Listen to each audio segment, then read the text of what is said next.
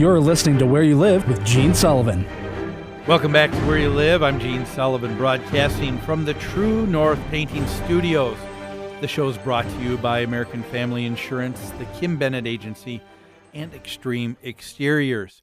Before we get back into our comment on a blog by someone who believes they have the perfect argument against living in homeowner associations, I'd like to let you know, as our listener, that we've got a free gift for you. We put together a bi-monthly newsletter called What's New.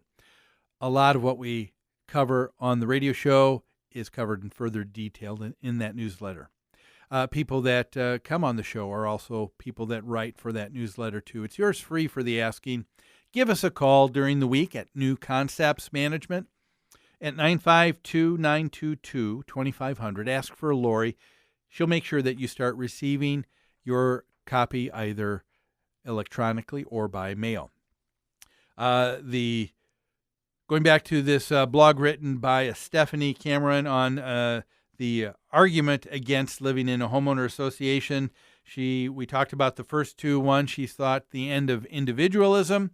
And we said, no, you've got freedom to express by swinging your arms, but you don't have perfect freedom because it ends before it hits someone else in the nose. Number two, she said they're too bureaucratic. And she talks about the fact that a homeowner association actually took a couple of weeks before they made a decision. And she thought that that was too long.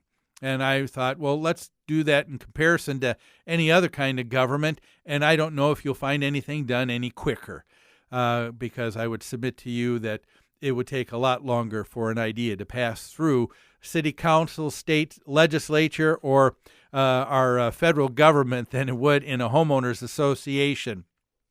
So to say too bureaucratic, oh boy, I don't know. The idea of things taking a little bit of time, I don't know if that's a bad idea. As a matter of fact, I think it's good. In fact, it's one of the ways that our founding fathers set up our government here in the United States.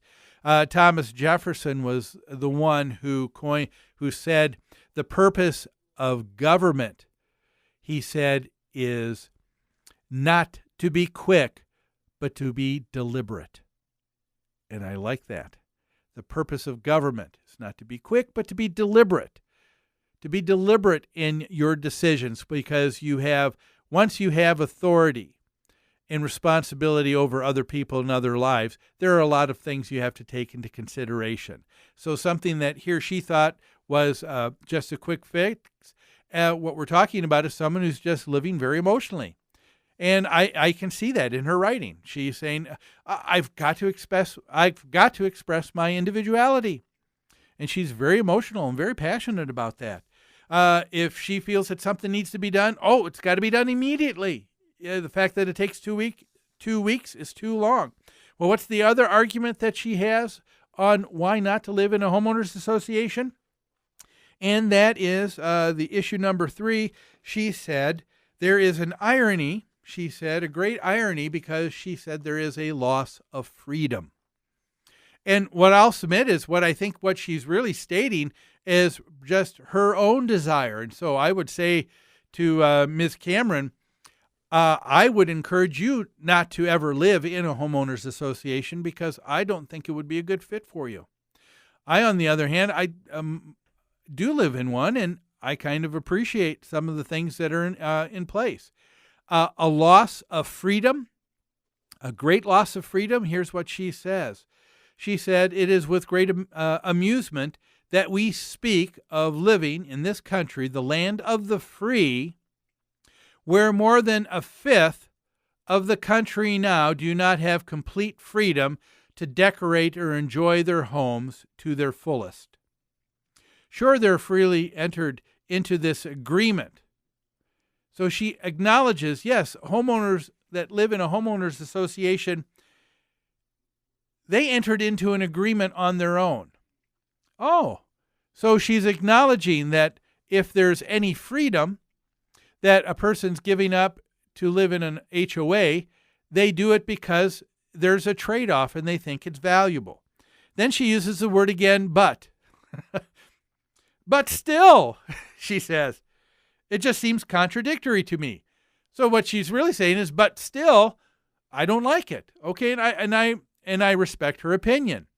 But let me give you a bunch of other ideas. Like I said, you live.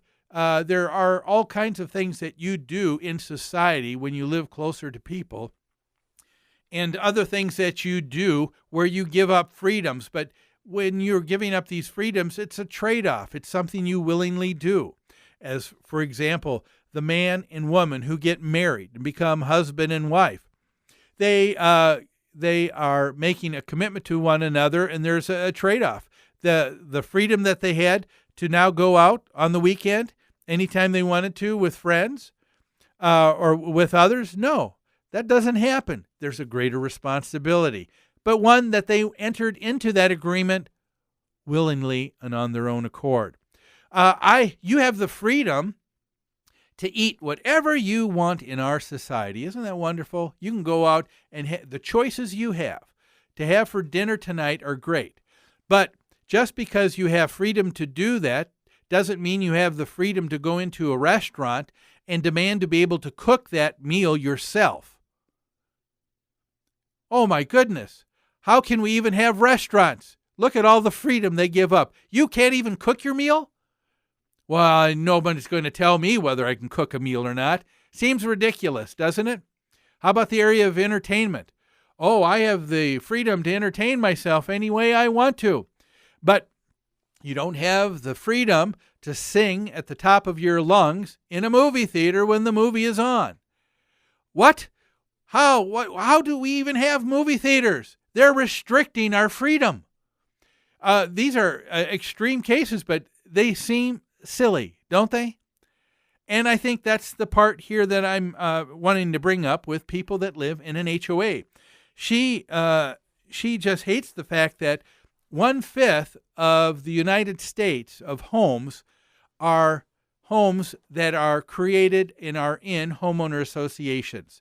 And so she said there's a great group in our society that don't have the freedoms that the rest of us have. My question to her is that what is actually happening? Have we developed a cookie cutter country that she refers to it as, with restricting freedoms? Or is it the expression of a segment of the population that says, I don't want to be living next to free spirits? You know, her desire to not want to live with someone who just has a beige, just a home without any color in it, her desire not to live next to someone like that is equally shared by the person who lives in that home and doesn't want to live with someone who has a clawfoot tub rusted in the front yard and used as a planter, and that is considered an expression of freedom and whimsy. I think the idea that we've actually gotten to the point where communities have been thoughtfully put together so that people that have common interests are actually living together is actually a good thing. So there is the freedom to be able to live the way that she wishes, but she'll probably find that that is going to be more restricted to communities where there's less of a population, or in rural communities. Rural communities have all kinds of art considered, I guess, what she would consider art, old beat-up cars in the yard. And so if she wants to live that way, there's a place for her to live that way. The place, though, is probably not a homeowners association. But giving up freedom? No, I don't think so. I think it's a matter of people who have made up their mind. They know what they want, and they're trying to do that in a civil way.